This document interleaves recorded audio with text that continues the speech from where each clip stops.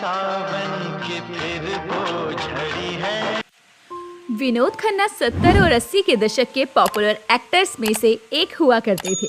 विनोद खन्ना के पिता किशन चंद खन्ना पेशावर के नामी कारोबारी थे, लेकिन देश का बंटवारा होने के चलते वो पेशावर छोड़कर मुंबई आ गए। एक खलनायक, एक स्टार, एक सन्यासी और एक राजनेता विनोद खन्ना के बारे में जितना बोले उतना कम है। उन्हें the monk who sold his Mercedes के रूप में भी जाना जाता है। विनोद खन्ना 70 और 80 के दशक के पॉपुलर एक्टर्स में से एक थे।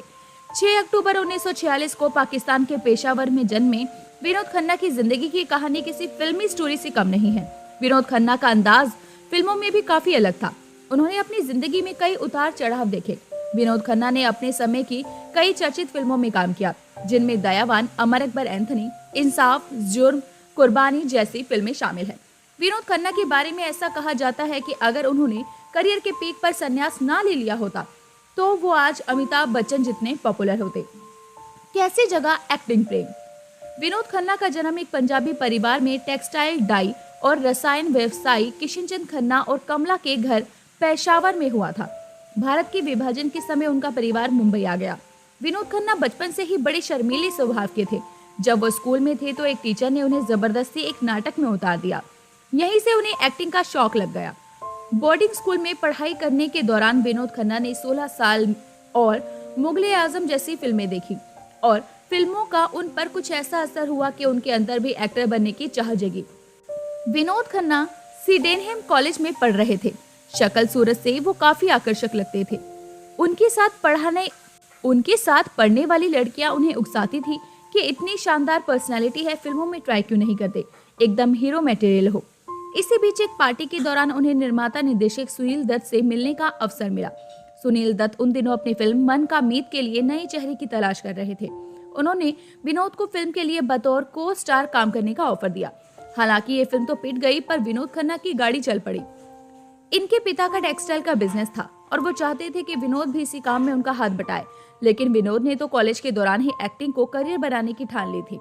जब ये बात पिता को पता चली तो वो काफी ज्यादा नाराज हुए और बेटे पर बंदूक तान दी और धमकी दी थी कि यदि वो एक्टिंग की फील्ड में उतरा तो गोली मार देंगे।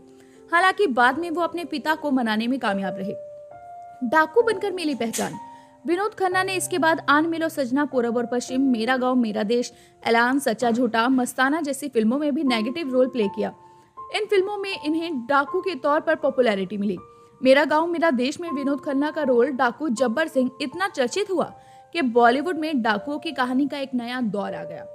इसमें शोले के डाकू गब्बर सिंह का किरदार भी शामिल है। विनोद खन्ना एक्टर बनकर फेमस नहीं हुए, जो पहचान उन्हें एक खलनायक के तौर पर मिली।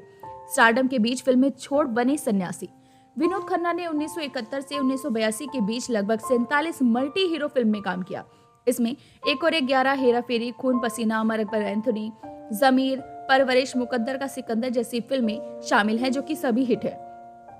वो बॉलीवुड में काफी लोकप्रिय चेहरा थे और अपने समय के सबसे होनहार अभिनेताओं में से एक माने जाते थे। अपने समय में वो अपने स्टारडम की वजह से अमिताभ को भी पीछे छोड़ चुके थे। हालांकि आध्यात्मिकता की और उनके झुकाव की वजह से अमिताभ उनसे आगे निकल गए और विनोद की प्रसिद्धि और स्टारडम खत्म हो गया। एक प्रमुख अखबार से बात करते हुए उन्होंने कहा कि मैं हमेशा से एक साधक रहा हूँ। फिल्म इंडस्ट्री से मेरे पास पैसा था, ग्लैमर था, शोहरत थी, लेकिन सोच रहा था कि अब क्या।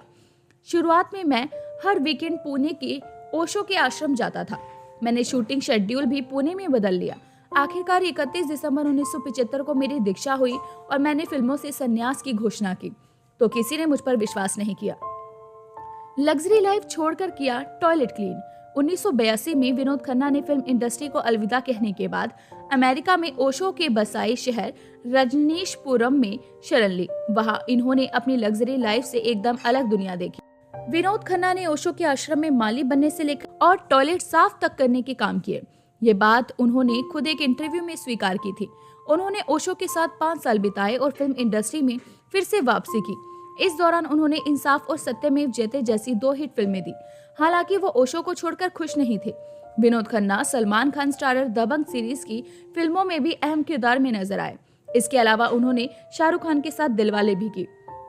फिल्मों के बाद राजनीति भी की। विनोद खन्ना 1997 में भारतीय जनता पार्टी में शामिल हो गए। नेता से राजनेता बने विनोद खन्ना ने वहां भी काबिलियत हासिल की। उन्होंने पंजाब के गुरदासपुर से 4 बार लोकसभा चुनाव में जीत हासिल की। विनोद खन्ना अपने राजनीतिक करियर में केंद्रीय पर्यटन और संस्कृति राज्य मंत्री और विदेश मामलों के राज्य मंत्री के तौर पर काम किया करते थे। आज भले ही विनोद खन्ना हमारे बीच नहीं है, मगर उनकी यादें सिने प्रेमियों के बीच हमेशा बनी रहेंगी। फिल्मों में अभिनय करने के अलावा विनोद खन्ना ने राजनीति में भी हाथ आजमाया। अपने आखिरी समय में विनोद खन्ना कैंसर जैसी बीमारी के चलते फिल्मी दुनिया की चमक से बिल्कुल ही दूर हो गए। पाकिस्तान के पेशावर में 6 अक्टूबर 1946 के दिन जन्मे विनोद खन्ना के पिता किशन चंद खन्ना एक टेक्सटाइल के व्यापारी थे। वो चाहते थे कि विनोद भी उनका बिजनेस संभाले, मगर बचपन में उनके एक स्कूल टीचर ने उन्हें नाटक में जबरदस्ती घुसा दिया। हालांकि विनोद खन्ना ने उस नाटक में ऐसी जबरदस्त अभिनय की कि उनका अभिनय सभी को बेहद पसंद आया, और यही वजह है कि विनोद खन्ना के मन में अभिनय की लालसा जाग उठी। बड़े होने पर विनोद खन्ना फिल्मों में अपना मुकाम तलाश करने लगे। जब इस बात की खबर विनोद खन्ना के पिता तक पहुंची तो वो बेहद नाराज हुए। इस नाराजगी के चलते एक दिन विनोद खन्ना के पिताजी ने उनको मारने के लिए उन पर बंदूक तान दी और बोले, अगर तुम फिल्मों में गए तो मैं तुम्हें गोली मार दूंगा।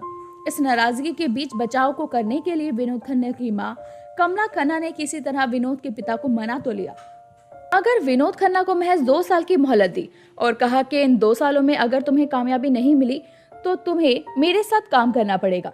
विनोद खन्ना मान गए। फिर क्या था, विनोद खन्ना जब फिल्मों में आए तो अपनी एक्टिंग और चार्मिंग पर्सनैलिटी से सभी को अपना दीवाना बना दिया।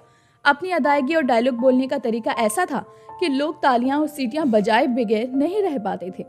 ये ऐसे कुछ ही अभिनेताओं में से थे जो खलनायकी के रोल में से शुरुआत करते हुए हीरो बने।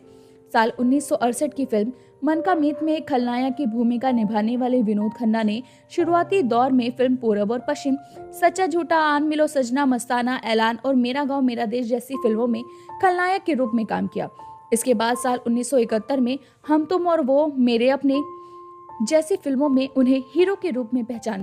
एक्टर की पर्सनल लाइफ को लेकर अगर हम बात करें तो उन्होंने गीतांजलि से 1971 में शादी की।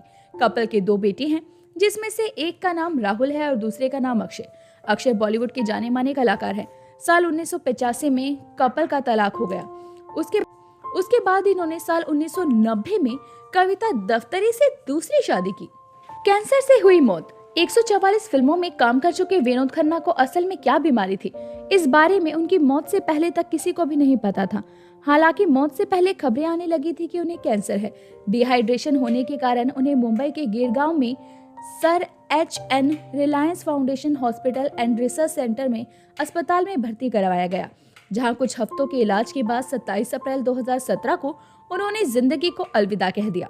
तो दोस्तों, अभी के लिए बस इतना ही। मिलते हैं अगली वीडियो में, तब तक अपना ध्यान रखिए और आपका फेवरेट सितारा कौन है हमें